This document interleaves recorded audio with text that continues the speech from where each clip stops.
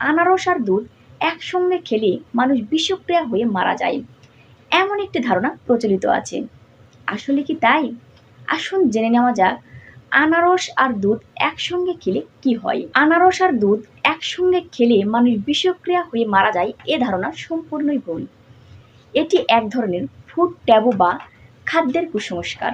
আনারস হচ্ছে একটি অ্যাসিডিক খাবার, আর দুধ হচ্ছে অ্যালকালাইন বা ক্ষার। দুধ যদি পাস্তুরিত না হয়, অর্থাৎ কাঁচা দুধ ও আনারস একসঙ্গে যদি সঠিক সমন্বয়ে খাওয়া না হয়, তাহলে শারীরিক নানা সমস্যা হতে পারে। হয়তো এক গ্লাস দুধ খেলেন, পাশাপাশি আনারস খেলেন, এতে কিন্তু খাদ্যের সঠিক সমন্বয় হয় না, যার ফলে বিভিন্ন রকম সমস্যা যেমন পাতলা পায়খানা, বদহজম, অ্যাসিডিটি ইত্যাদি সমস্যা দেখা দিতে পারে। বিষক্রিয়া হয়ে মৃত্যুর আশঙ্কা নেই। তাই কি করবেন?